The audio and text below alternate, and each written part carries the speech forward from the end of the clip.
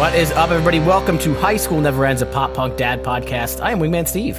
And this is Chris 183. And hey, Steve, Me? yeah, Okay. Wingman Steve. Just making sure. Go ahead. I'll be specific from now on, but I'm sorry, too excited. We have a new concept. We have something new for all of you out there. And the new idea is, hey, I think it was time that maybe we do some additional collabs with other podcasts. We're a fan of podcasts that talk about all kinds of things. I listen to a bunch of different ones, but especially the ones that talk about music in the same ways we do, and even those that kind of take a different spin on things and approach it from a different light, whether it be pop punk or rock or anything else that's tied to good music. We're into it, and we really wanted to take some time over the next couple weeks to collaborate with some of those podcasts. Obviously, number one, to get them on the show and talk about some cool stuff, but also maybe give you guys some other podcasts to potentially listen to.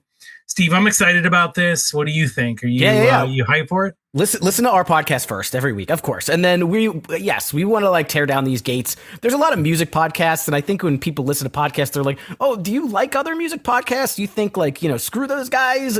We do not think that way at all. Again, we are very collaborative. We've had a handful of different podcasters on our show, but it's good to sit down with a couple new friends, couple old friends, and kind of see what else is out there. Yeah. So I'm going to introduce our guests today in the podcast they represent, but I will say there's definitely some podcasts out there that I will not listen to, Steve. I will not mention who they are, but I think you know who you are out there. Uh-oh. Okay. Well, yes. Now we have Jason Bateman, Will Arnett, and Sean Hayes from Smartless. We do not have those people. Maybe someday, but we have actually two gentlemen that are even better. They were gracious enough to have us on their show to talk about the things they talk about, and they'll talk about that in just a second. But everybody, welcome to the show from the Playlitest podcast. I pronounced that correct the first time. We have Wiley and Steve. Welcome to the show, guys. Hi. Hello. You've got two Steves on the show today. We've got a long list of Steves and Chris's that have been on the show. It is confusing every time, but you know what? We're just going to navigate through it. And listen, we just you had a play date at your house. Chris and I sat in on for an episode on Playlitest podcast not that long ago. So we figured we'd invite you over to our house and we can, play some magic cards or do something geeky and talk about music. Magic cards? I don't know. That's the first thing that popped in. Can we play Pogs? Yes, Pogs, please. I had an extensive Pog collection at one point in time. How do you play Pogs, though? I never understood, and I never really had any. Yeah, really? Stack them and you smack them, and if you flip them, you win them.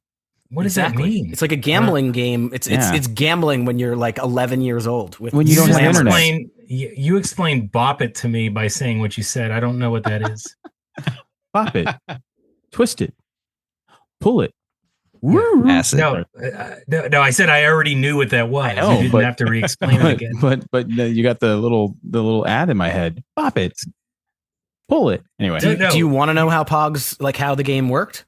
I would love to, please. So essentially the Pogs are, little cardboard circles that have lots of different fun things in them. And you would play against another person who had a collection of Pogs, right? So you would put one or multiple Pogs in a pile, and then you had a slammer, which there were lots of different slammers. I remember I had one that smelled like vanilla and it was like rubber on one side, and you'd take the slammer, like that game in fucking Squid Games. You smack the slammer against the Pogs, and if they flip over, then you get to keep them.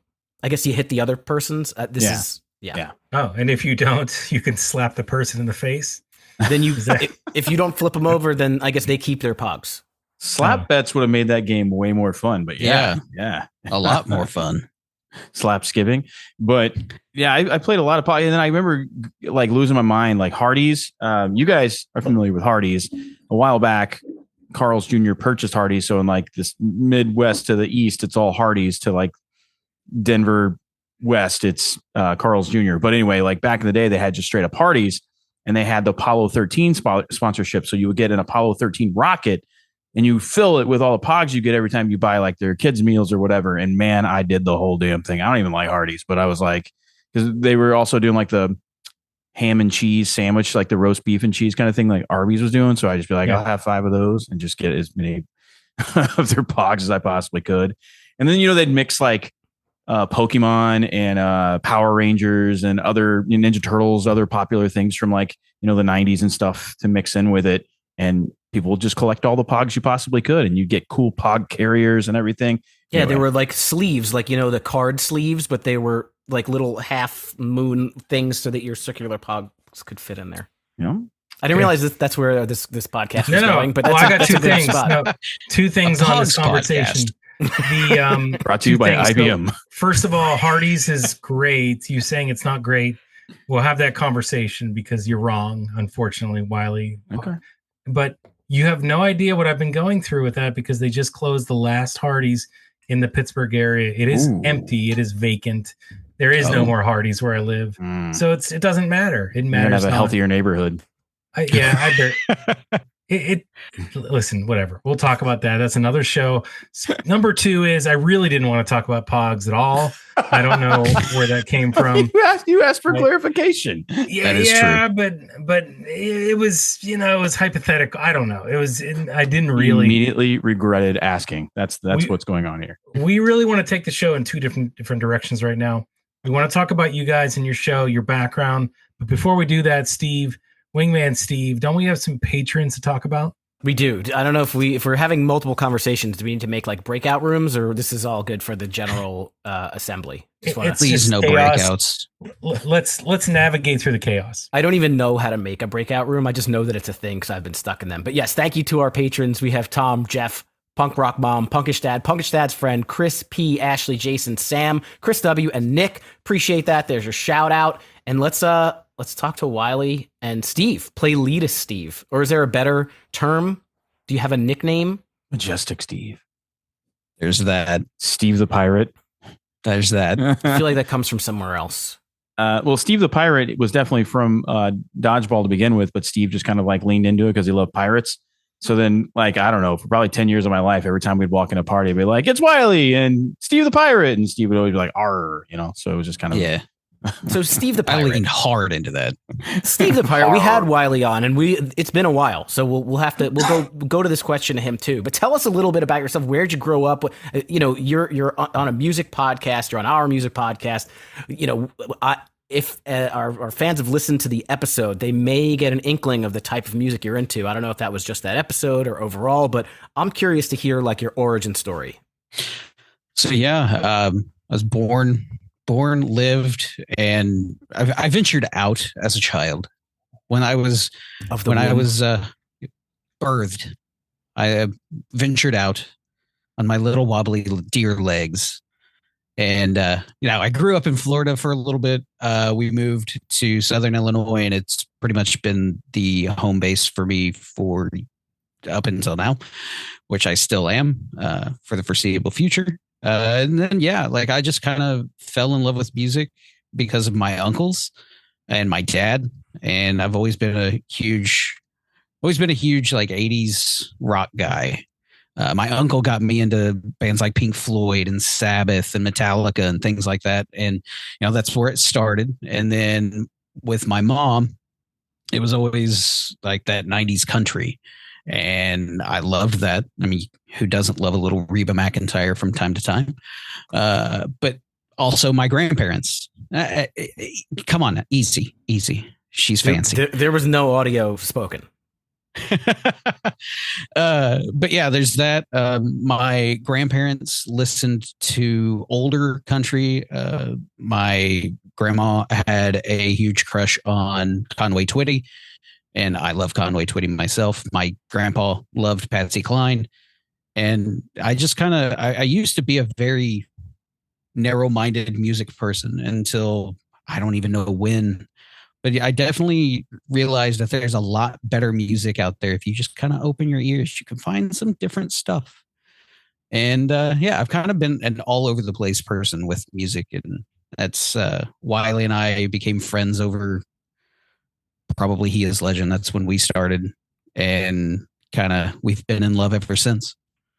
We have been in love with each other, not in love with facts. He Is Legend. Yeah. But we also love He Is Legend.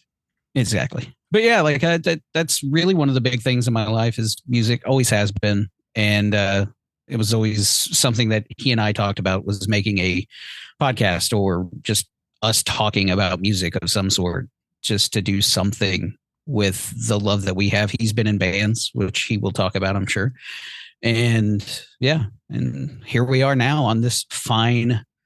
It's pretty in here. I like it. Yeah, I was actually going to ask you. So, Wiley, we talked about his band before, and there's a guitar hanging on his wall. The background in your room right there looks a little bit closer to the background of Chris 183, in that you have some collectibles and stuff like that. So, you're not a musician? Chris and I are not musicians. No, I attempt to play nothing because I have no talent whatsoever. But yeah, I've got a nice little collection over here. There's some hockey pucks over on this from a Goodwill that I found. I got some little pops of Dragon Ball Z, all kinds of just random stuff. I got my wrestling stuff over here. I'm a big professional wrestling guy. That's another big thing in my life. Wearing a Great Muta shirt for the fact of the matter. But yeah, I'm a big collector. I've got music posters on the wall. I've got a bunch of professional wrestling posters of shows that I've worked and things like that behind me that I have absolutely no space to hang up in this room. But yeah, that's me. You know what they say? Those who can't play, podcast. Exactly.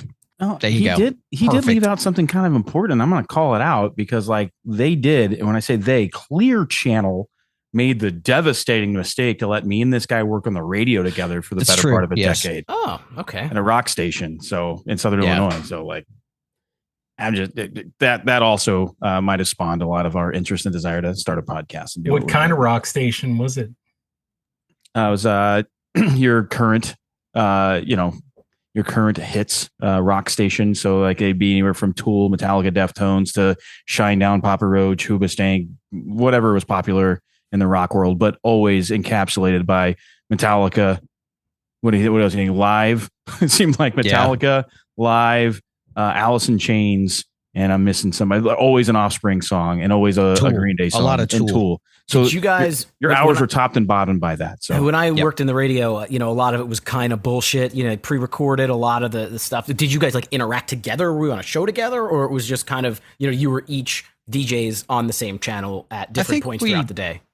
I think we did together a couple times. I know with my overnights, I think you came on and did some stuff with me, maybe two times, three times. Wingman Wiley. Yeah. So Steve would do overnight. Well, I started in overnights and worked that for a few years and then moved into middays and then into a morning show co-host. And during that time, Steve had came in and become the overnight guy. And then it got to the point where he was working overnights and I was working mornings. So I would just come in a few hours earlier and be like 2 or 3 a.m., be Wiley and Steve being idiots on the radio until my morning show shift would kick in. So, but yeah, it was a Clear Channel station. It was legit. It was pretty cool. We definitely had to hit the dump button more times than we should probably ever admit. I think the statute of limitations are up now. Yeah. Oh, you took live calls? Not live calls. We did take calls a lot. And then we had our little recording device and we, because we want to screen the calls because the people that listening at midnight to 4 a.m. aren't people you want to put fresh live on the air. Especially in Southern Illinois, when the only thing to do at that time is meth. So, that's the only thing. Yeah, pretty much. Go to the 24-hour Hardee's. Hardee's is open. I mean, come on now. That's what I'm saying. My scariest moment when I worked in radio was we had a contest, right? It was, they would play like a millisecond of like 7 or 8 songs in a row. And the listeners had to call in to actually if they named all the songs, they won some big ass prize. And I was not very good at like the big like board thing or whatever. And this contest was going on for weeks. And I happened to be on when someone called in and like got it right, and I had like no fucking idea what to do. Luckily, the program director came in and helped me, but somehow it all worked out. The magic of radio. the magic of radio for sure. I remember we used to do something called the mosh pit where we'd play 3 or 4 bands at the same time and the listener would have to guess.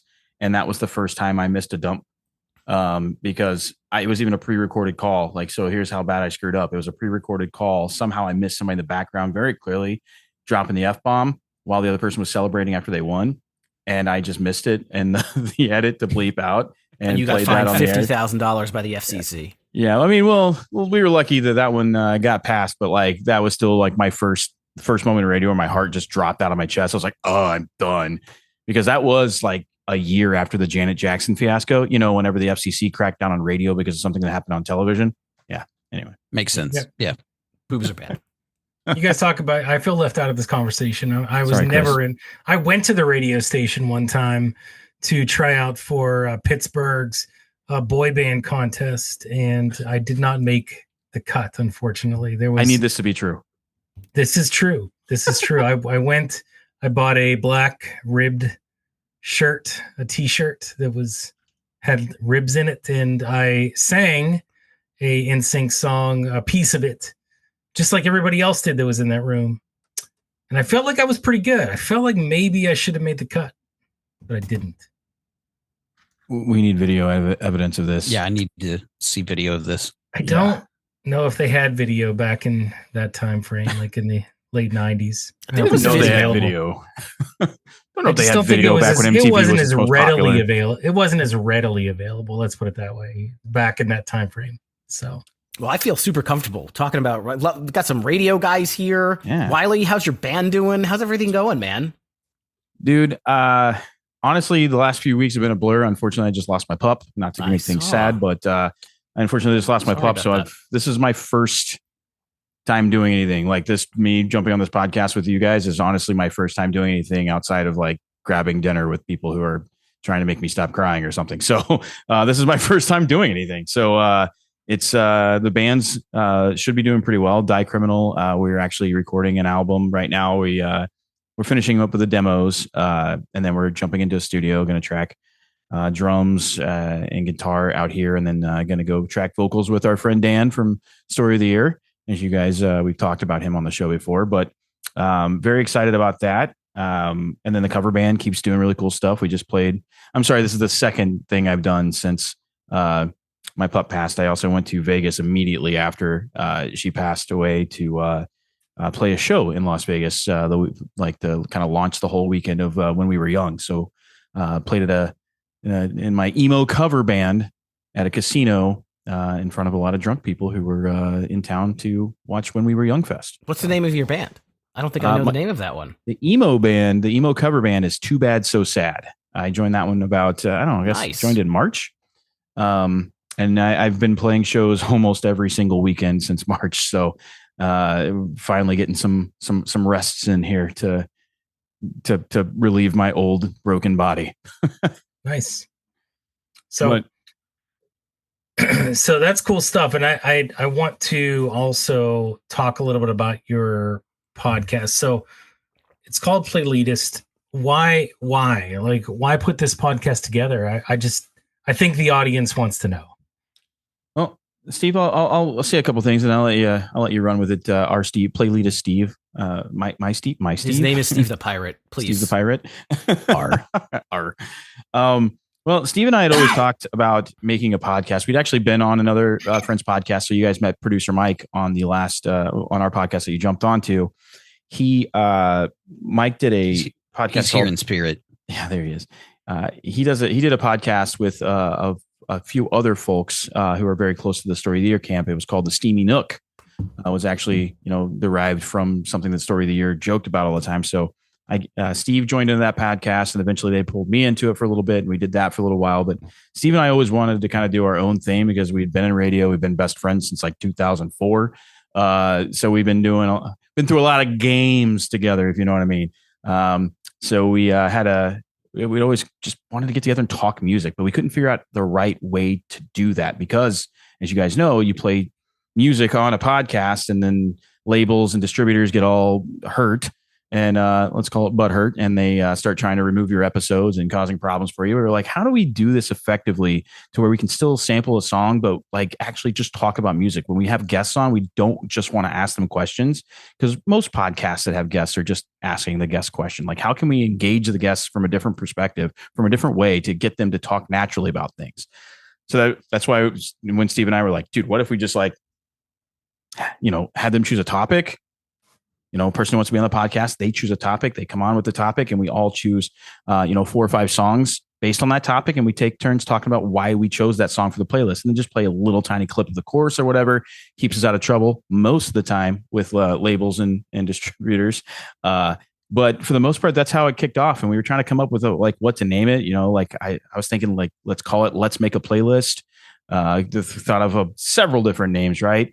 And I was like, dude, we're kind of music elitists. Like, we've been in the music discords for the last 5 years, 6 years, something like that. And Steve and I are always the most opinionated people when it comes to music, not to necessarily talk down on other people in the music, but we do like to goof around and have fun with it. Be like, like Chris 183 and I, we go to a work event and we just argue about Blink 182. I give him grief for the albums he likes. He gives me grief for the albums I like. It's that kind of thing, but we're just all music. So we're like, okay, we're music elitists and we want to make playlists. And Steve and I were constantly making playlists. So it was just, I'm just going to combine those 2 words and call it Playlitest. So we're music elitists who like to make playlists. Is elitist though?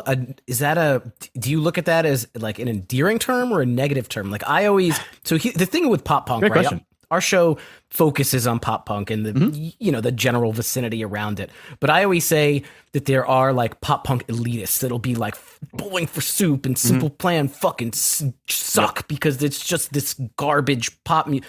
And in that vein, I don't like that term elitist. But if you're just saying like, we love music and we love to talk about it, and you're not saying my opinion is better than your opinion and everyone else sucks, then maybe that's a different spin on the term. No, exactly. And that's kind of where we wanted to, I think, make light of it.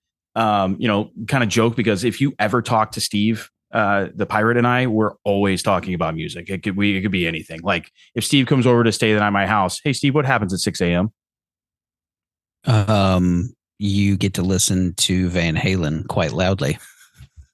6 a.m. on the dot, and it's immediately wake up, we're eating brunch or whatever, or breakfast. Yep, it's got what it takes. Tell me why. Anyway, there it is. 6 a.m. That's good. You're not the only people that have like a gag like that, Chris.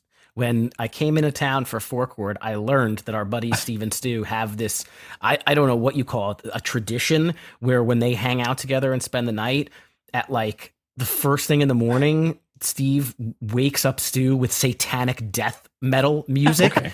So It was like 6 a.m. after a night of, imbibing.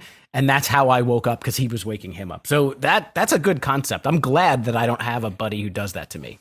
Yeah, we should. I have another bestie who lives here in Long Beach, and Steve's also been a part of this before. But every morning, if you like, because we would often go to his house and just party, and we're like, oh, we're all just sleeping here because we had far too many of the delicious beverages that inhibit your ability to drive. But we would always wake up to around 6, 7, 8 a.m., depending on when we finally rolled around. Roxette, The Look, every single time. So with me, it's Why Can't This Be Love? Or my buddy Alan's house, it's The Look. But I think so. Wingman Steve, we should come up with a tradition like that when we're around. Maybe I can wake you up with maybe like early to mid 90s pop, hip hop, R&B stuff. I'd probably enjoy that though. I have a song for you. I have a suggestion. My suggestion is something along the lines of maybe Blessed Union of Souls or something like that. Beautiful. Like we'll start I there. Believe that's the song. So that is yes. Steve, are you hearing that, Wingman Steve? Are you hearing I Believe? So if you're the one initiating, it's that song, and if I do it, it's Hey Leonardo. Which I've never heard in my life. It's not even a song.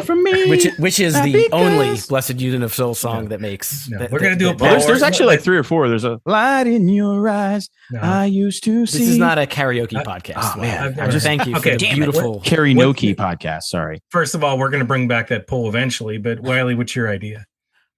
It's the greatest song ever written. It's you should just know that when I say that. It's Eddie Murphy, Party All the Time. Yeah, but wasn't that like 88? I don't listen. It is every year, forever. The song is eternal. It's a great Easter song. My favorite Christmas song. That's fine. know? But I like your Whenever Van my great Halen uncle theme. passed away, like that's what we played at the funeral. I'd maybe go with like Snow Informer. I think that would be that's a great one too. Oh, yes. It's nothing Top better 5. than making up to "Esto me está brincando blame." Licky boom boom there. Thank you. Or there's two guys that sang over that Spandau Ballet track. It was PM Dawn. We could do that. That fell flat. But I'll tell you what, you never I listened remember to PM Dawn. one then. PM Dawn song, but I can't think of what it was. It was over the True track, and you have to listen to it. I can't remember. I could sing it to you like Wiley just did, but we don't really have time for that. I Unfortunately. mean, I'm ready to hear your JT skills. Like, I don't know, like Who's JT? Justin Timberlake. You try it. No. I was always a JC guy, not a JT guy. Ah, okay. Oh man, a little bit of JT guy myself. A little poonts, poonts, poonts. I was on the Poonts, JC poonts, side of poonts. things. My other buddy was more of a JT guy. It was a rivalry. It just happened. But I appreciate you guys doing that Van Halen thing. I think it's a great idea. Apparently other people do it. A little bit of humans being in the morning never hurt anybody, right? Humans being. See, there you go. A little bit more karaoke. But There it is. So, the concept of the show, very interesting, very unique. We were on the show. We had a good time with it. We did the songs that you would roam the halls to, which was really fun, right? We got to think about, the different things that we listened to in high school and come up with our best, which was hard to do. It was hard to do. And I also would say that, what are some other playlists that people have put together on your show that have been super interesting? Do you have a couple that come to mind? Yeah, I've got them all listed actually right here, so we can Off the dome. All of Off them? the dome. No, I definitely- see a screen reflecting in his glasses. This is not off the dome. Yeah, I mean, Yeah, off the cuff. Like as soon as you asked that, the one we did with Tyler is by far hands down my favorite playlist we've done. The emotional attachment that playlist had, and just the stories behind everything, personally, was my favorite playlist that we've made. that was songs that give you the chills. So songs that resonate so deeply with a certain part of your life that it actually gives you chills thinking back to it. And that particular guest, Tyler, unfortunately, his wife passed away of cancer several years back. So a few of his choices really tied into that. And it was such a deep and there's plenty of laughs in there because you guys know how goofy we are, but it definitely had a lot of sentimental stuff, But I loved our pilot episode, and that should have been huge. That's songs from bands that should have been huge. They didn't make it as big as I love they that should have, concept. right? Yeah, I mean, we had Jacob Givens on, who's a pretty funny influencer, does a lot of 90s content, but he did underrated 90s. So if you guys don't follow Jacob Givens, highly recommend his TikTok, his Instagram stuff. It's hilarious. It's like, this is me the first time I heard Smashing Pumpkins or whatever, and it's like him supposed to be flashing back as a child with his other friend listening to a band for the first time. And it's just really kind of good and wholesome. We had Hrog from the band Strata come on, songs you wish you wrote. So songs you just love so much. You're like, God, I wish I would have wrote this. We also did songs basically to work out to. We had a professional wrestler come on from the NWA, one of their champions. So he came in and he actually did training for the W. So songs you listen to train. We even had Jazz App, who's a really fun emo pop punk influencer that does a lot of good stuff on the internets as well. She did lead character energy. So basically songs that, would fall into your movie. So if you had a movie all about you, here's the songs that would be played in relation to you being the lead character in that movie. So, and so usually the guests come up with these concepts? Typically, yes. I mean, we try to throw some examples out there, and sometimes they'll choose an example, and sometimes it'll get their creative juices flowing to get it going. So I knew Dan, when we had Dan from Story of the Year on, I knew that he was going to want to do something around swearing or inappropriateness. So, he has a band called The Fuck Off and Dies as well, like his other band besides Story of the Year. And one of their album names is Songs in the Key of Fuck. So I was like, why don't we do that as the topic? So it was songs that have the F-bomb in it. So but we've done all kinds of stuff. We even had Travis from Atreyu come on, the guitarist from Atreyu come on and do songs about road trip, That's huge. songs you listen to, guitar rock road trip jams. So do you guys have, when you did that one about songs that give you the chills, do you legitimately have songs that like have like in real life given you chill? I only have one. Yeah. I'm curious how many that you guys have. I couldn't possibly name them all, but Steve, go first. Oh God. You don't have to list. I'm just curious. I was just curious if you think like if it was just kind of like hypothetical, or if it's like because again, I have one. I literally get chills. I got a whole bunch. One that's on that playlist actually. That it's a Thrice song from Anthology. It's the song Anthology, when they cut into like a heavy part near the end of the song, and Dustin just belts out the lyrics. The hair, you can visibly see, and it never fails. The hair stand up on my arm, and I get goosebumps every time. Yeah. Paramore, All I Wanted. Yeah. Menzinger's After the Party. Amberlin, Dismantle Repair. Emerosa, Sure. Incubus, The Warmth. It's another big one for me. Anything off of the first two Jimmy Eat World album, I guess technically the second and third Jimmy Eat World albums. So wait a second, you listen to entire albums with goosebumps? I could call you out here. You can't listen. Goosebumps don't last that long. It's a fleeting. You can feeling. try, but I've surrounded my entire life by music. The only thing in my life that's not surrounded by music is my corporate job. So like literally everything else I do in my life and that I have done for the last 40 years has been tied to music. So everything does elicit some sort of reaction out of it. And there's just certain chord progressions. Here's another one for you. 7 Mary 3 Water's Edge. I think that's the first ever song that gave me the chills. Like that riff. Do, do, do, do. Do, do, do, do, do, do. I'm like, oh my gosh, a kid just chills, right? I mean, I don't know that song, but I felt a little something brewing. Yeah, I felt a little something too. A little something. Chris, do you have songs that have like literally given you chills? Yeah, like anything by Machine Gun Kelly gives me the chills like I had the flu. No, not like you're gonna vomit. That would be a pretty good concept. Songs that make you want to throw up, or artists. Oh, but write that down. I want to do more that have like a negative connotation, because I think that can create some even deeper conversations, right? Because there could be much more triggering reasons why you hate a song than why you love a song. A girl, a time in your like, oh man, there's just so many things. I would encourage that. It's funny. We every now and then we look back at our previous episodes, and we did a thing. I think it was a couple of years ago. It was called Awful April, where we talked about albums that we hate by bands that we really like, and the listeners really enjoyed the spouting of the awfulness and the hatred, and we tried to just be realistic and not overly, like, we weren't dicks about it, but I was a dick. I was gonna say no, but you were just being truthful. Like if you hated what we talked about, you said you hated it, and actually some of the albums that I picked that I hate, Chris is like, I actually like this better than other good Charlotte albums. There you go. But I remember Chris's hate for Eve 6. That's actually what got me listening to a bunch of your stuff. I'm like, Chris doesn't know shit. I Chris love hates Eve 6. Is that what you said? Yeah. Is that really what you said? This is the first time I'm hearing this. Explain to me in 500 words why I don't know shit. All right, expected in your email by 6 a.m. Mm-hmm.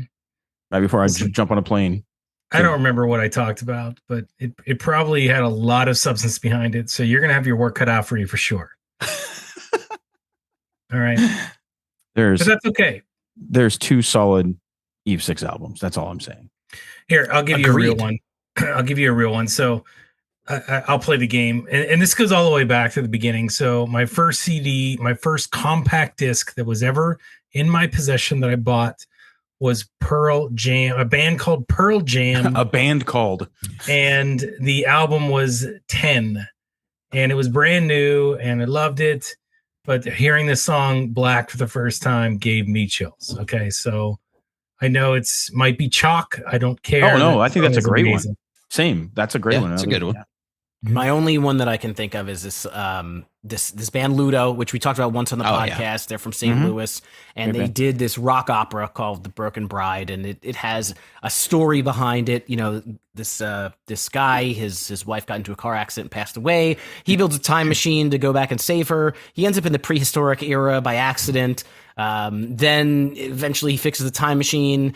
By accident, he goes to the future, to the end of days, to the apocalypse. And there's a song called Save Our City where they're basically explaining how the apocalypse is beginning. And there's this point in the song where the singer, he says, you know, the mayor is so overtaken with what's happening, kills himself, and he starts saying, he basically is chanting out to the people below that they need to rise up and fight.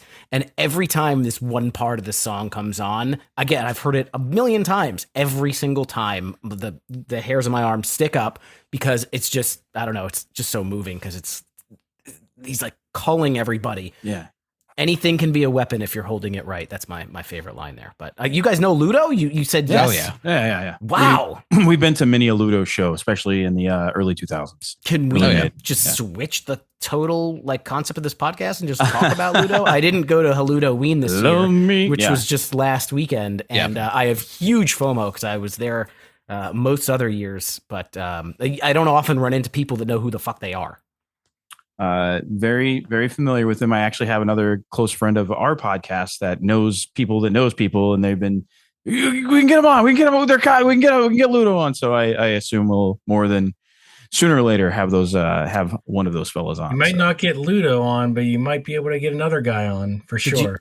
I don't know if you follow, but so the lead singer of Ludo, Andrew, he kind of has a character that he plays called Mike Landlot, and we got Mike Landlot, not Andrew Volpe, the lead singer of Ludo. Mike Landlot, who is played by Andrew Volpe, came on our show to talk about a Ludo record. It's one of the most meta things that I don't think anybody really appreciates how incredible that was, but that's in my pocket is one of my favorite. It's a pretty big win, man.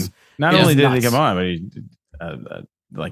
played another character. I mean, I talked to him for 20 minutes before we started, and he didn't break character. There was not even an inkling of breaking the character. No way.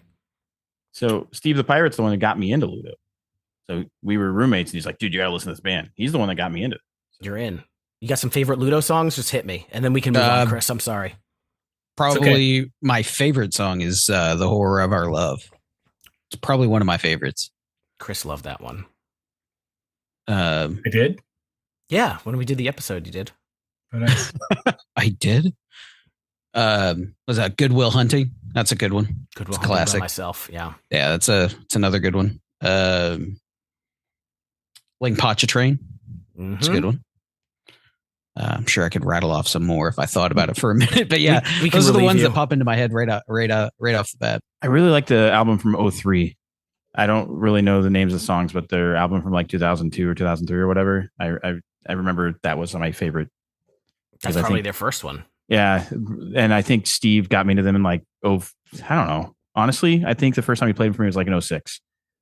So I remember we were really, really, really, really into Seosin. And he's like, "Yeah, but have you heard Ludo?" And I'm like, "What is this?" And I went to make fun of it. And I was like, "This is actually pretty dope." And then I went back and Chris, I'm satisfied now. You can take it back. You guys can indulge. It's fine. I mean, everybody these guys. I mean, Wiley, I think you lived in an area for a while too, and that all kind of comes together. Steve, Wingman Steve, you fly out there as often as you can for Halloween, so. You can indulge a little bit. Actually, you just did. So now that time's over. I do want to reel back in a little bit and talk a little bit more about playlists. So I want to get your thoughts on something. I was thinking about this. When we go all the way back to the aughts, and you think about when we started to burn playlists. So we had the ability at a certain point in time. We could do it on tapes back in the late 90s, but CDs were really where we can start to burn things onto them. I think that was the advent of really putting together some cool playlists. I think also the advent of, shared music and being able to stream and rip things and all that stuff that, hey, we all paid for sure, right? We never got it for free. But it was the Allegedly. ability for us to put together playlists on CDs that we didn't have the ability to do before. So it was a big thing. And I want to build this up because I want to think about like that time versus, so 2005 versus 2025. Do you think playlists are as big of a deal now versus then in terms of putting them together for just people in general? I can answer. Yeah, I have a lot of opinions on that. I don't think they're as impactful because I don't think people are making them for people like they used to. Now people just make playlists because it's so simple. So you're just like, make one because, hey, it's my birthday party, or hey, this is Chris's 2 years sober. Not you, Chris. That was the first name I thought of. But, like it could be anything like that, right? But like I notice now, like whenever I am dating somebody or I'm trying to propose myself into that situation to be able to date, I'll make a playlist and it's like super impactful, right? Super impactful. But back in the day, if you took a time to go through all that work to legally download something, potentially give your computer cancer, and then go through and, you have to spend the money on the CDRs, and those things weren't cheap. Times is tough back in 1997 or 99 or whatever year it was. It was just a lot more work to put all that together and make and burn something and then hand somebody something physical. So I think it's lost a lot of that touch, especially with how easy it is just to be like, oh, search ad. And, you don't have to buy a physical thing to put it on anymore. So, but I do think it's changed. But I will tell you, if you try to do it for like, I'm just using for my example, like a romantic reason, it still hits pretty hard. It's just that's the only time it does really hit anymore. So Wiley's love making playlist shared to the public. It's more like you seem like a cool girl, but your music taste sucks. So here's something that's good. Please like it. There's something to make you think different. But I buy into that too. I think there was a personal touch that was involved with actually sitting down, thinking about it, putting it together and handing it to the person or whoever it was, a girl, a friend, a guy, it doesn't matter, right? It was just something where you knew that they took the time to do it, or you took the time to do it, you burned it and you have it and you can play it wherever you go. So, I understand nowadays it's easier to do that. You can go on Spotify, you can click a few buttons and you can get to the same endpoint. But yeah, it does seem a little bit more empty when you think about it from that perspective. So I know, Wingman, you had a thought. It's funny. I think that I kind of disagree with Wiley, but I agree with some of the things that you said. I think that the making of the physical CD is quite powerful. Like Chris's birthday party mix, that's a CD that you will always remember. Whereas if you're creating 100 playlists, like you may not be going back to these very often. However, I think that overall playlists are super impactful for like artists and for like the thing is like nowadays, like radio is more of a thing of yesteryear, right? Your disc jockeys, they don't really exist all that much. In some major cities, there's probably a few, but so many people subscribe to Apple Music and to podcasts, and the way that like bands can kind of break is if they get added to a playlist that's like really big. Like if someone's got a new music playlist or a pop punk today playlist or whatever it is, not our playlist, because our playlists don't have that many people looking at them, at least, mine, but there are some like large playlist accounts or stuff like that can really help like launch a band. So I kind of feel like maybe it was just a little bit more personal back when it was the CDs and the mixtapes, because it was only personal. It wasn't going to go worldwide, but playlists these days, like you can, I don't know, create a playlist and like get a whole bunch of followers because people love your playlist if you have the right connections and the tools and the social media and the algorithm and all that good stuff. So I think that playlists have the opportunity to be more impactful than the CD, but I can't tell if I'm talking myself in circles. No, I think you're absolutely correct. And but that like Wiley's love making CD, that is super powerful to a single person or a small group. Go ahead. Sorry. No, you're good. I wasn't thinking it from that perspective. I was thinking about like something to have meaning behind it. But because most of those playlists that are, go super viral, it's because they have something else attached to them, because they went viral for some other reason, or they're a popular person, or they're a popular music group, or whatever it might be. Most of the time it is. And a lot of times, like those are just like 90s jams, and it's literally every song you would have personally chosen for your 90s jam playlist anyway. Like it's just things thrown in there. I've tried to think of curation. So like here, I'll give you some examples. I just made the very big jump, and I hope everybody else makes the jump too, from Spotify to Apple Music, or go to any other company besides Spotify. I'd like to know why, but pause that for later. We'll save it for other times. But I when I transferred over, Apple, you can now transfer your playlists over to Apple Music or to the other streamers that you might want to use instead of Spotify.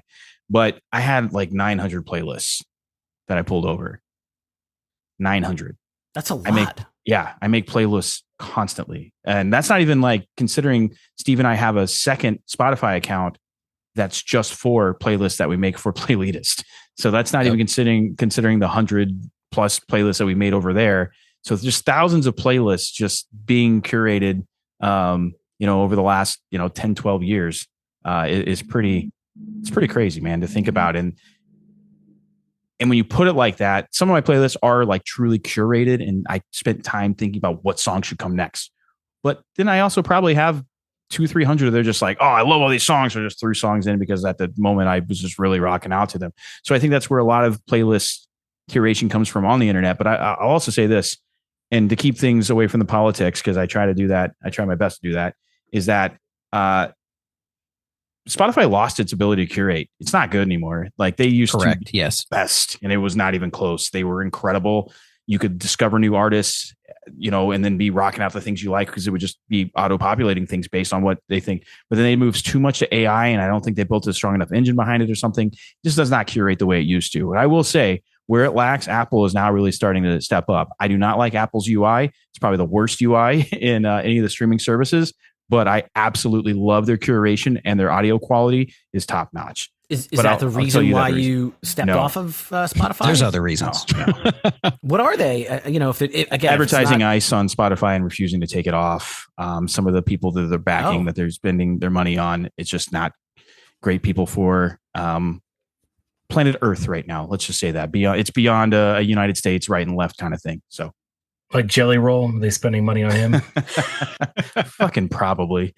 Probably, yeah. Why are you guys waking me up to these things? I like to be under my rock and pay my $18 a month and not have to worry about it. But now I'm going to have to look into this. And Chris, do you remember when we talked? We talked for so long about me trying to get you off of Tidal and go to Spotify. You finally did it. But his main beef was that he didn't want to lose his playlists. There's if you guys want, I can hook you up with some software that can transfer those things over to you. But what I will say, did you get it on LimeWire? No. Kazaa. There is a new streaming service called I don't know how to pronounce it properly yet, but it's I'll pronounce it for you. Deezer. No, it's not Deezer. No, it's Qobuz, Qobuz. But they're like the new up and coming. I got a burrito there the other day. It was delicious, I bet. Yeah. But they're really up and coming, and the cool things are like they're not partial to any billion-dollar companies. What's pretty cool is it's the same as Tidal quality streaming, the best you can possibly stream. And if you have their premier membership, you actually get to download songs like for keeps forever, because that's a huge push right now for a lot of people. Is like, I want to own the music that I have. So you can do downloads at up to 60% off of the cost as well. So full albums or singles or whatever you want to do, which is a pretty cool thing. So if you're downloading stuff for $2 a song, take 40 to 60% off of that. So I don't know. It's catching my interest, and I'm using that now simultaneously with Apple, and it's got better UI than Apple. So I'm really liking that. So I don't know. Just throwing that out there. No blood money. Does it sell your information to the internets? Everything does. Yeah, all of the internets does that. It's impossible. I'm selling my information right now, along with Wiley's. Hang on. What's that new betting software that everybody's losing their minds over? That's what we're doing. We're just throwing it all in there and making bets. There you go. Very cool. Well, it's a good conversation, and I think part 2 of the same conversation is not old versus new, but I think more of a philosophy. And we've talked about it on this show, but I really want to get your thoughts on it. So I'm an old school guy, and for a long time I did not really want to get away from digesting music unless it was the actual album. Like, I enjoyed hearing an album from front to back because a lot of albums tell a story from front to back. The songs flow. It makes you get you just in the feels of what that artist is trying to communicate to you by listening to it the way it was intended. So, I get the fact that there are different times and places for different things, but can there be a case made where actually sitting down and listening to an album is a better experience than listening to a playlist? Can that case be made? I fully think that it is. Yeah, I fully there's agree not with even that. an argument against it for me on that case. Like anytime I listen to a new album, I listen usually through my headphones, usually through my high dollar headphones. If I can listen to an album for the first time on vinyl, I do that. If I cannot, then it's going to be through like Apple Music or Tidal, with my high end headphones on, because then I know I'm getting the best possible quality and I'm getting it the way you're supposed to hear it in order. So, but then after I've done that a couple times, it's all up for playlists now until I want to go back and just relive that album entirely. Sorry, Steve. No, that's pretty much what I was going to say is, yeah, I will go and listen to a full album multiple times. And then when you get to that one point where you're like, okay, I think I get it. I understand.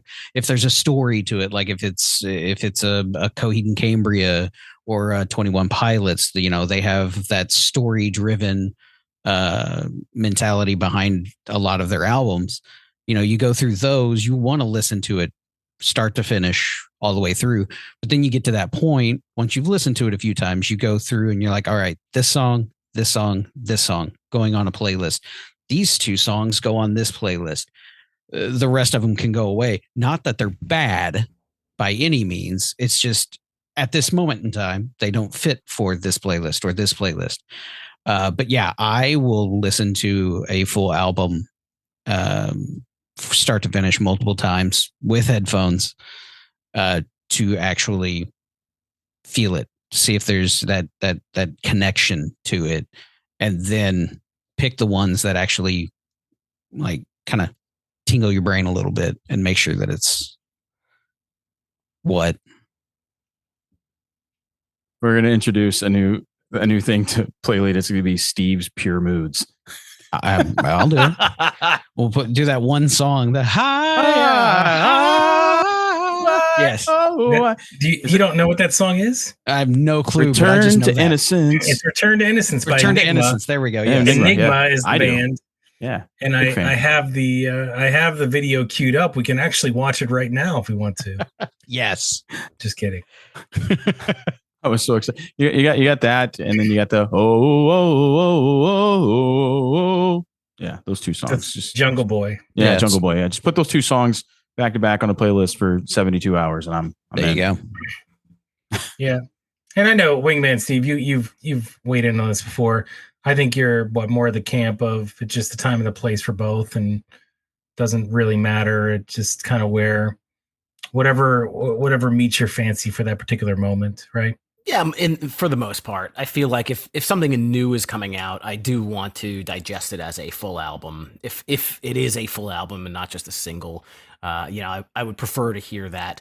But a lot of times with nostalgic stuff, stuff that's 10, 20, 30 years old, whatever it is, they fit on playlists. So different strokes for different times, I guess, if you will, not for or against one or the other.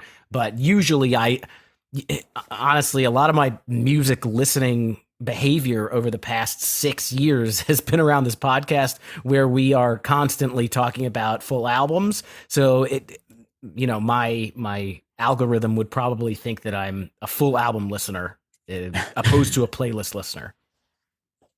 And I think that's where with folks like me who you get your indie or Wrapped or whatever, and it's just like you listen to 1 billion hours of music. It's like, what does this guy do all day? Well, I listen to music. Like even I can be on a call with Chris at work, and I could be listening to music through my Ray-Ban Meta glasses here, and he would never know. And I could just be sitting there rocking out. Meanwhile, I play very good music for you every week, and you probably aren't even listening to it. That's not true. You're listening to your glasses instead. Okay, that's true. Ridiculous. Ridiculous. But no, whether I think there's a time and place for both. Like, I love listening to a full album, especially, the first couple of weeks that it comes out. I want to listen to that album in the order that it was put together over and over. Yeah, I'm not against it either. I agree. I think that there's. I didn't want to come off that way. I do enjoy an album though, like listening to the new Blink-182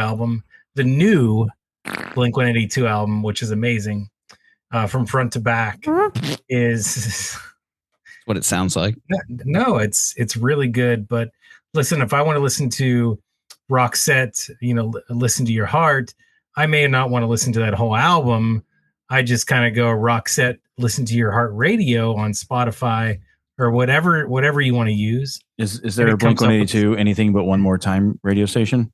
Is there one of those? Okay, just checking. We're not. This isn't this show's not about that. So don't even start. Don't start. I love you, Chris 183. I love you. I think that's one thing.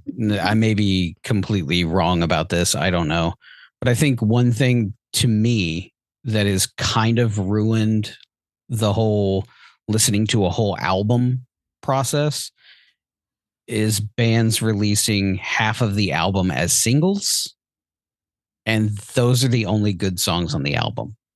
You go to listen to it and it's just like, okay, I've heard this song, and you've heard it so much that you don't want to listen to it. But in the same turn, you're like, I don't want to skip it because maybe it going into the next song, a song that you haven't heard yet, makes a difference. And that's one thing I like about Bill Murray is Johnny said that he's going to release one more song before the album comes out, and that's it. He's like, I'm not doing the whole half the album released in singles and then, everything else comes out. I just think that kind of, to me personally, kind of ruins the experience. I don't know who Bill Murray is other than the comedic actor that you're talking about, but I do totally agree with you because it just throws you off. Like, so yes, One More Time yes. is a fucking great album. I guess this is a High School Never Ends versus Playlitest, line in the sand. It's a fucking great album. But when it did come out, I already knew 6 of the songs, 7 of the songs. So I wanted to ingest it in its entirety, but you're right. I'd heard Edging 100,000 times at that point in time. Like, do I kind of want to skip that one because I already know it? Like, yeah. So it throws it off a little bit. So I guess it's a minor beef, but it's just it's the world we live in. You got to get people excited for the album. There's very little radio for this type of music. Right. You can't release one song and it is played on your local radio station a bunch and then the album comes out. You got to keep people engaged in this fucking ADD society and keep them paying attention. But most of the times, yes, when the album comes out, you're like, oh, I've heard most of the songs that are very good. Sometimes you're pleasantly surprised. The rest of the album is very good. New Yellow Card album, Blink-182 album, both those things I think fall under that. The New Yellow Card is great. However, there is that thing where you're like, okay, I've heard, I've heard Better Days so many times. Maybe I don't need to listen to this at this point in time. So it is what it is. Sorry, go ahead, Steve. And that's another thing. It's, you hear like the first song that's released as a single, you hear it and you're just like, it's one of those songs where you're like, oh no, this is the way they're going. And you don't want to listen to it because it does not sound right. But when the album comes out, the song after that, it kind of leads into it. I don't know if it's like a chronological thing where for some reason a song sounds better when you hear it in full with the whole album, but as a single, it was atrocious. It's weird how that works to me. Make it make sense. It does make sense, but I'll tell you what, because here, I'll give you a good example. Well, maybe it's like the opposite example, but for a long time back in, the early 90s, or let's say mid, when I got Dookie, the album, and I really loved, obviously, Basket Case because I had never heard anything like that before at the time, and it was amazing. Like, it was I could never get enough of it because the only time I could hear it was if it came onto MTV or if I just happened upon it on the radio. So I finally got the CD, and I had the ability to listen to it as much as I wanted to. But when it was over and She came on, I didn't want to listen to She. I got pissed off. I was like, man, my best song's over, and what's this crap? Like, so I would always go back. But that was such a mistake because, you know, in retrospect, She became such a great song in my brain eventually that I couldn't believe why. But it's just funny, like over time, some songs. So that kind of goes against what you're saying. I understand what you're saying, and I've been there too. But how kind of things change with time. But definitely helps to be right next to that banger of a song. Yeah. And it just kind of elevates it for sure. I can't think of an example, but I know I've heard that before and I've been there. So I really think a lot of bands are starting to already kind of get tired of this, you know, too many singles before an album comes out type of thing. You know, Bill Murray is a fantastic artist. You check him out. It's Johnny Frank. He used to be in Attack way back in the early 2009s. You guys remember that crabcore band? But he kind of spun off and did his own thing. It's really super good. Highly recommend. But you could do like kind of what he's trying to do and getting away with that, or getting away from that. But there's so many people that are just kind of bored with what's going on by the time you get to the 6th damn single and you're still waiting for this album to come out. You're like, yeah, I'm over it. So even when the album comes out, I think that they're actually seeing less full album purchases and more of just sticking to the streaming. Because obviously, you know, if somebody truly loves the album and gets attached to the album, they're going to buy the vinyl. They're going to, you know, maybe buy a physical copy, maybe download, pay for downloads, things like that, which, you know, obviously incrementally is going to drive up the sales. But I think a lot of people are just getting frustrated because the industry is just using singles now like they used to do albums, right? You would get one single and then the album would come out and you would get 2 or 3 more singles that come off from the album. So it was a lot of fun too, because you'd be trying to guess, you know, as a fan, oh, what's the next single going to be? Yeah. Oh, I can't wait to see what video they make on the next single. Now that's all gone. It's just kind of like you get what you're handed. Yeah, but so is music videos. That's gone too, no kidding. You know. Yeah, it was fun to like, you know, like you said, that one single came out, then the album, and it was always fun to sit with your friends and be like, all right, have you listened to number 6? That's going to be the next single. If it's not, it's definitely going to be the 3rd. Or if they make this a single, they're messing up because 8 should have been the next single or something like that. Well, this is all you know, contingent upon the record industry and what they are doing back in the day and what they're doing now. Because back in the day, they would pour promotion into one single beforehand so that it blows up to, you know, push actual record sales when the record comes out. Then they would release more singles to continue that cycle. Now it's just streaming and touring. I mean, that's the only really way people are making money. Record labels are not putting big budgets behind videos. They're not or even albums, really, because they're only doing like 10 song albums now. Like you're only getting 8 to 10 songs. And there's really no promotion on the albums other than I'm sure that the streaming services each pay, you know, you can pay to get better advertising and highlighted there. But, you know, before it was really just more contingent upon having a song that caught on the radio than having a video that hit and get the kids to watch on MTV. So the fucking industry has changed, man. Different. Yeah. The video thing is still big. It's just now it's just all streaming now though too, right? There's no MTV that you know, by chance catch something new on. Like you got to literally be, it's got to be tuned into your algorithm, you know, on your Instagram or your TikTok or your YouTube, right? If it's not tied into that, you might not see it.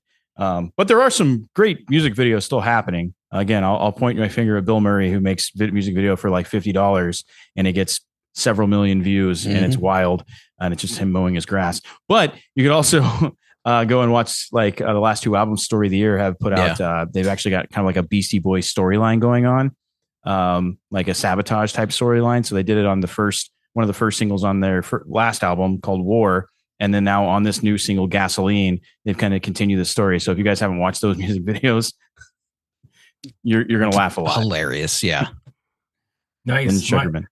My algorithm gave me a video of Mickey Mouse and Donald Duck singing Last Resort. And yes.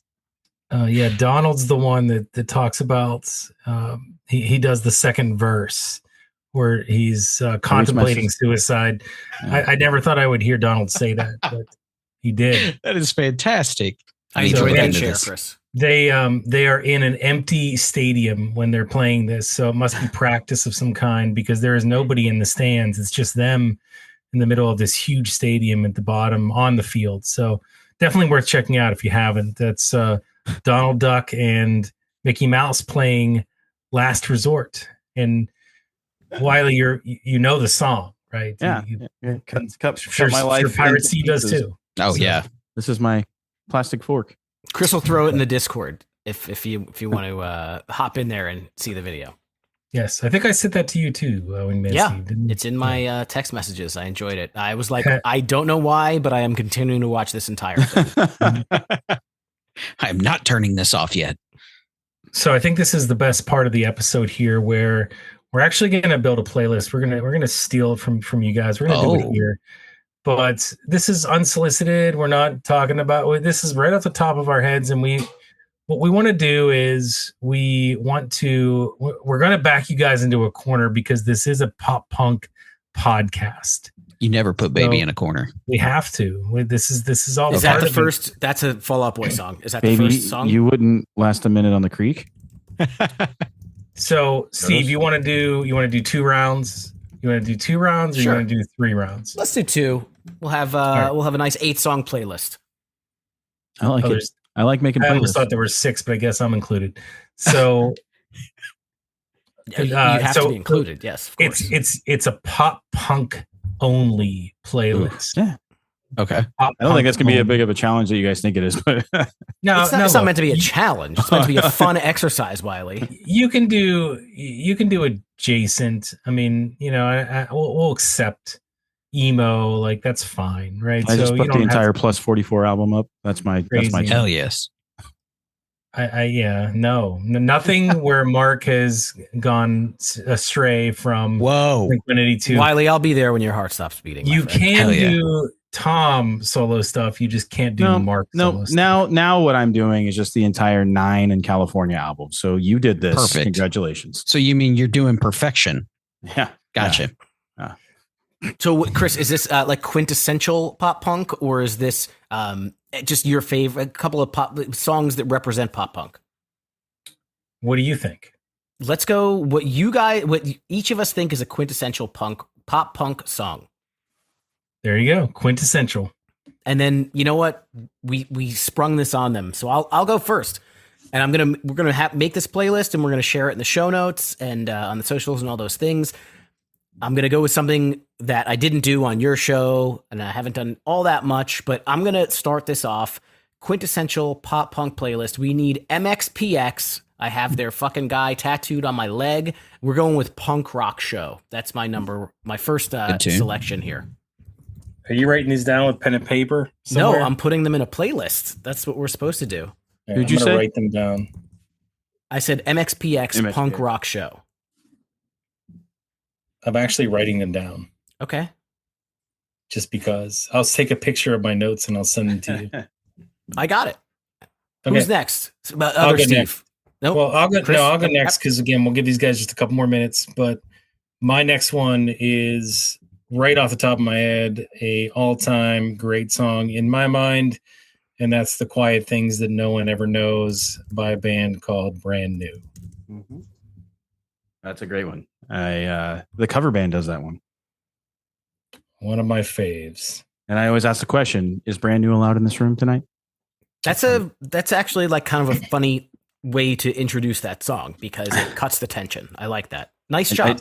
I try to because God knows that every time we do our podcast and I mention Brand New, producer Mike deletes it. So this is true. Yes, we're not going to edit you. No, Steve, go. Because I brought it up. Censorship. So when this got brought up, the first song that popped into my head was "Misery Business" from Paramore, because to me, I think that was the song that kind of catapulted them to where they are now. And I remember trying to fight multiple people to get remotely close to the stage at Warped Tour to see them. So, but then again, I had to stand like a football field and a half away and watched Tiny Haley Williams dance around on stage. But yeah, that'd be my pick. That's definitely one of them that would be, I think, on a essential album or playlist, or quintessential, as it was stated. Okay, and this is going to be, this is going to be biased to a certain degree, of course, because it's our preference as well. But quintessential is the word we're going with. Quintessential. Spell it, Wiley. Go. QUINTESSENTIAL. Yep. I think I got it. Niner. So that's where it gets a little bit difficult for me, because I'm when we say quintessential, I feel too many people just immediately go with like the duh moment. But I want it to be kind of like in there, but not in there. But you guys also told me not to do a side project. But I think that this side project kind of like helped pick pop punk back up when it was kind of floundering for a minute. And that's Boxcar Racer, I Feel So. No, that's allowed. Okay. You're following the That's rules. allowed. That one. Well, you said no side projects. Pandering to Chris. No, I said no Mark side projects. I said Tom's side projects were allowed. Okay. You're a rule follower, sir, and I appreciate you. Plus 44 would definitely be my second choice on my second term, but I won't do it just to be nice to you. Because you're nice. Yes, sure. So that brings it back around to me, and we've done a lot of ranking and a lot of things, and Blink-182 should have a place in this playlist, but I'm not going to go with them. I'm going to go with some Fall Out Boy, and if there's a Fall Out Boy song that I want as a quintessential pop punk song, it's going to be Grand Theft Autumn, Where Is Your Boy Tonight? I think that one should be on Hell here. Yeah. I'm trying to cultivate a great playlist, and we're doing good so far. Can I use my veto on that one? Nope. There's no vetoes here. That's a great song. Come on now. I'm just teasing. It's just kidding around. You can have your song. Okay. I am going to go with a Green Day song. This is a little biased, though, and a lot of people may disagree with this one, but I don't care. I think it's quintessential. If you hear this song, you hear Green Day. It's not Basket Case, ladies and gentlemen. It's actually off the album Insomniac, and it's Armitage Shanks. I think that is one of the best Green Day songs of all time, and I think it's quintessential. So, songs. You are making me change mine, though. Uh-oh. Did you have a Green Day? I had Brain Stew as my second, but I'm removing that. So just remove it.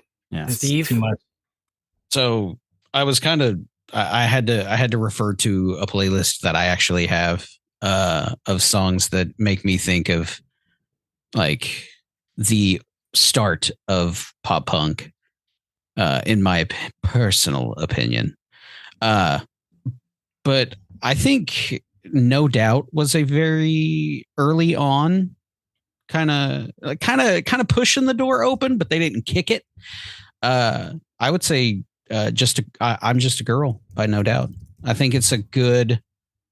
I think they were in that area before it was what it is currently, or was at the time. But I would say No Doubt, I'm Just a Girl. Ska, pop punk. Yeah. I agree. Round it out, Wiley. Finish this playlist. Oh, I changed mine again last minute because we didn't represent. I don't know. This isn't even really necessarily newer, but they are pop punk, and they this particular album that this song is on is one of my favorite albums from the early 2000s. But Mayday Parade, Jamie's All Over.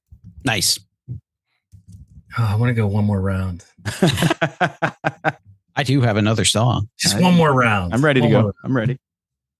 I got it. Okay. You can do it. You want to do Let's it? One more round. Yeah, let's do it. Steve, you go. Oh, I wasn't prepared for this. All right. Blink-182 needs to be on this list somewhere along the line. So I'm going to go with the song that I popped into your playlist when we talked about it, and it's going to be Going Away to College. Perfect. Okay. I think that's a great pick. I think that there's like 10 billion directions you could go with that pick for Blink. But, I mean, you can't say that that's not an iconic, quintessential song. Man, I don't know where I would go. I would probably go. If I were going to, I'm not going to go Blink, but I might go Dick Lips. But, I always go Dick Lips when I go Blink-182. Chris always goes Dick Lips. We have to cut that out as a cut sound that, effect. I always go Dick Lips. Is this You guys tell me, because I really like this band, and I think they fall into a weird genre that might not be pop punk, but might be something close. But can I go Hot Mulligan? Sure. I think they're pop punk. Yeah. Midwest So- emo. Off of the album Why Would I Watch? Midwest Emo might be one of my favorites right now in my life. Yes. At this point I in my have life, 3 it's one of my playlists. favorites. Yes. So shouldn't have a leg hole, but I do. That's the intro track off of Why Would I Watch? I listened to this song so many times, and like I love this album so much, and I love the way it starts, and it's because of this song. So this is going on my quintessential. And look, I know it's not widely known. It's not a huge song, but definitely something that people should start to listen to if they haven't. So good. I love them. I got to see them at a little 200-person venue in Sacramento one time. It was so cool. Yeah, they've got they got a show coming up in St. Louis that I've been kind of mulling over. See what you I, do. I like the way they interact with the crowd. The guy's like, "How's it going? Everybody good out there? Okay." And that's it. Like it's It's all it needs to be. Ugh. So I'm having a hard time picking between 2 songs from one band. I could go with an obvious, or I could go with my favorite from the album. But I'm going to go with the obvious. We'll do Yellow Card, Ocean Avenue. Nice. That's a good one. I never want to sing it again. I have to sing it every show, but it's a good one. So I've been going back and forth. And I really wanted to do some 41 Fat Lip, but I'm not. I'm going to do The Offspring, Self-Esteem. Perfect. You know what? I wanted to get an Offspring song on there, and I didn't, and I'm glad you did, because I think they belong. Yep. I do. I agree. I do, and I think it had to be off of Smash, and I think that there's several options off of that album though that you could have went. Mm-hmm. But man, does Self-Esteem hit different? Remember the first time you heard that song? Mm-hmm. It's another song that gave me chills. That's I try to combine a little bit of both there. So amazing stuff. Great, great off. Gosh, I just want to listen Love to this bass off the cuff playlist though. Like I'm actually going to listen to this one. So we'll make it and share it. I did stop taking notes though, Steve. So hopefully you did get the rest of those. I got them all. We are good to go. Perfect. Okay. Ayo, can I get that playlist, please? Can you?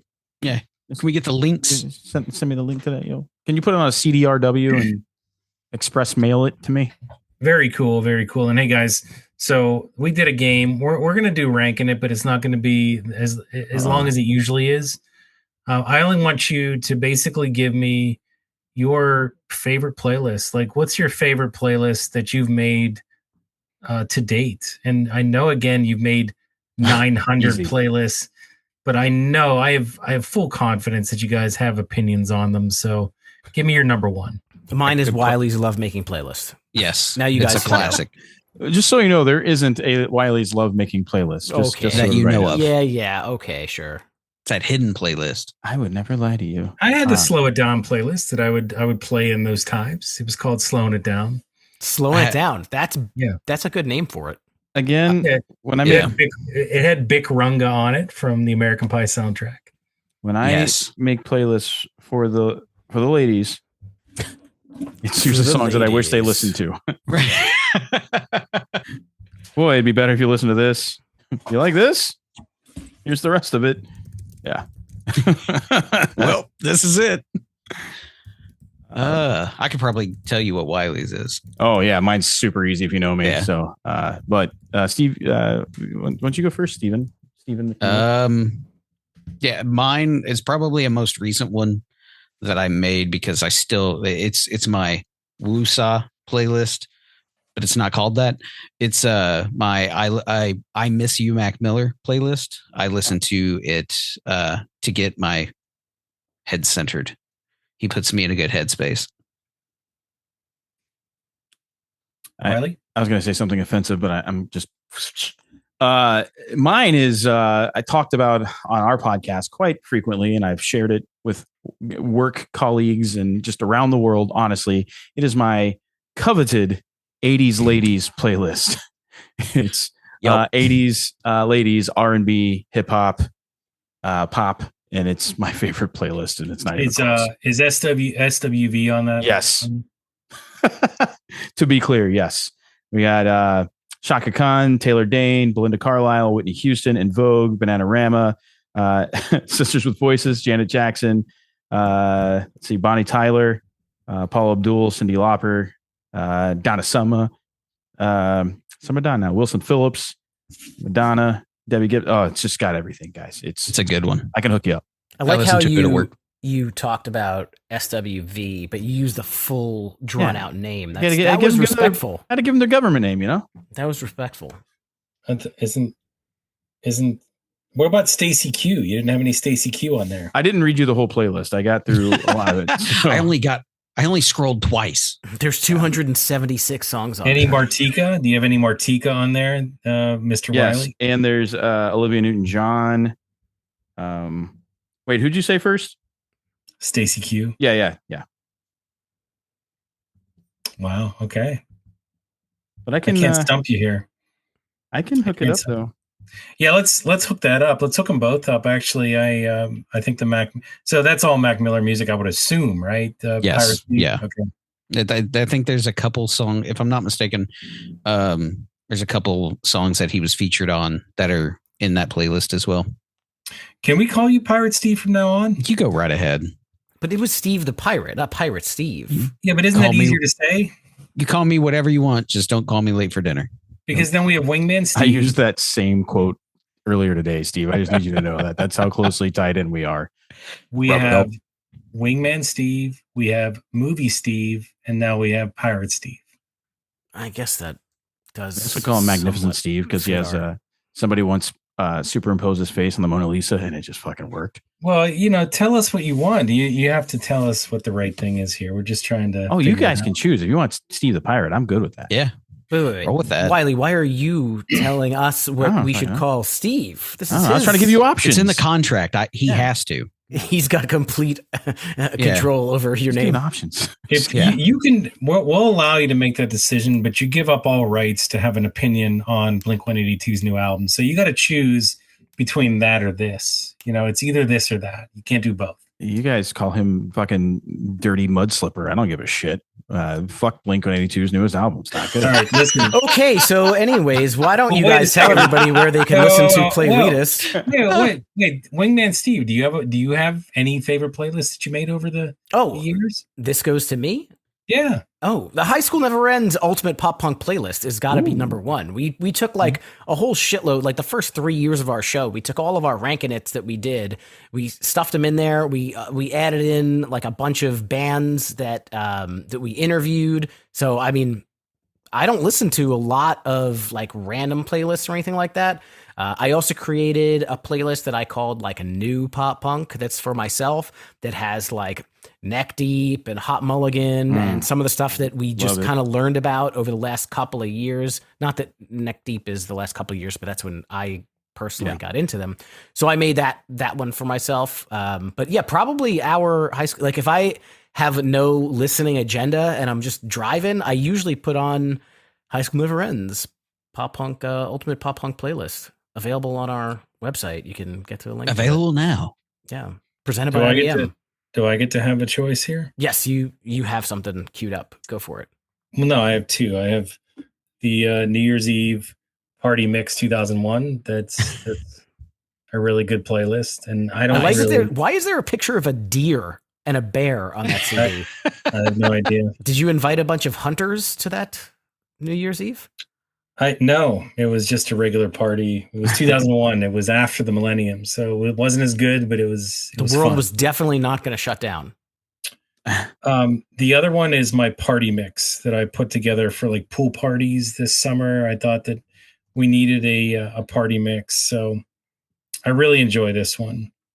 I don't know if everybody else did though, so doesn't matter as long as you did. Could you do the world a favor and take those CDs and create Spotify playlists and then share them with us so that we can all enjoy them? Maybe, cool. But I don't know if you can see this, but it's in really bad shape. So I mean, it's seen better days. I'm not sure that I could try. Yes. Yeah, just do your best. You could get a couple seconds out of each track just to learn what they are. Yep, I will. I will do everything I can to do that. But yeah, check out my party mix. I will share with everybody out there, and I will work on these CDs. I have about 5 different ones here I can throw into something or other to meet that request. You got it.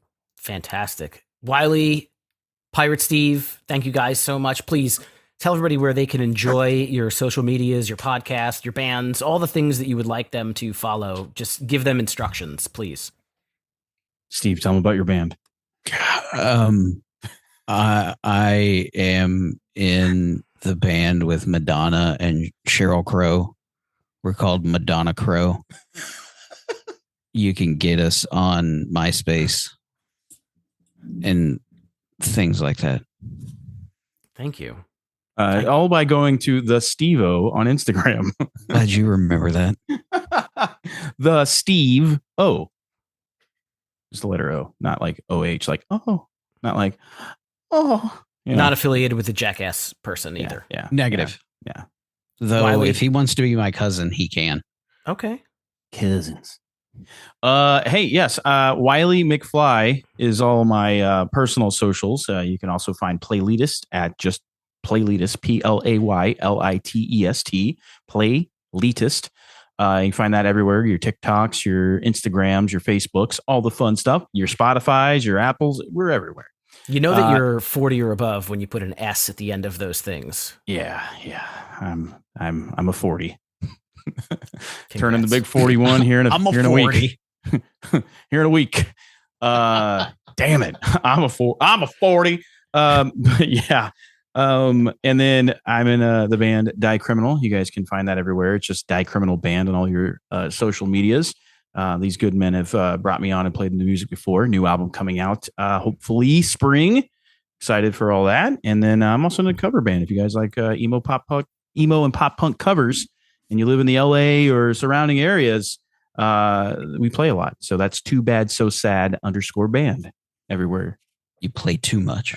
I'm in too many things. I do way too many things. And I also work at, I'm kidding. That's all you guys get. I work at the supermarket. IBM. IBM. This episode has been brought to you by Plus 44 and IBM. No, this episode has definitely been brought to us by Mountain Dew Trolley Bites sugar-free bullshit, whatever you're drinking. What? It tastes like depression. Add vodka. I can't find Madonna Crow anywhere. I've been looking for it.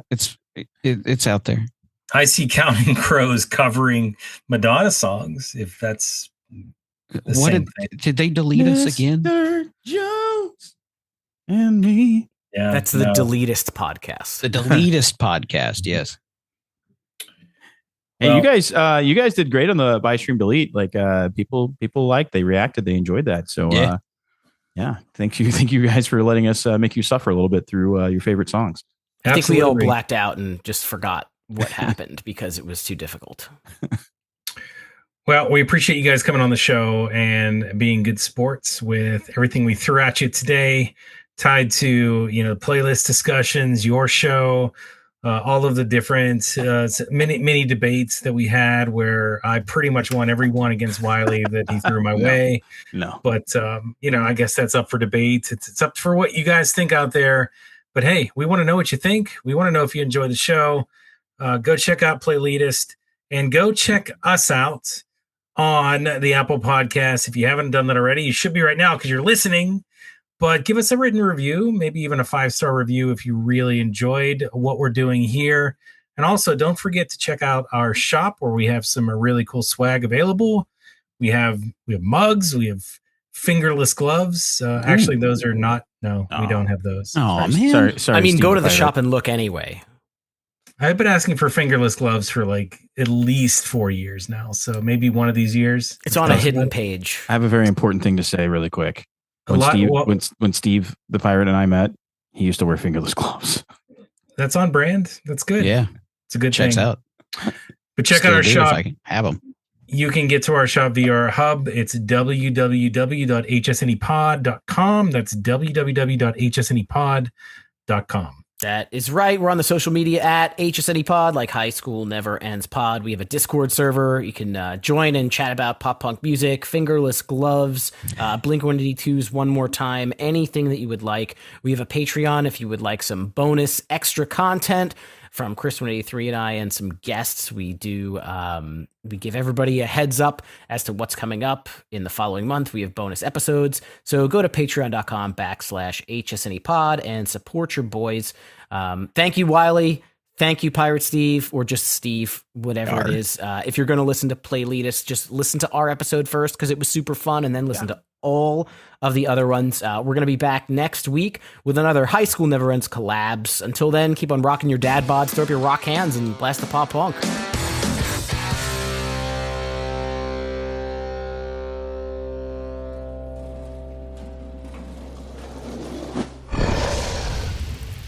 It's Dragon Wagon.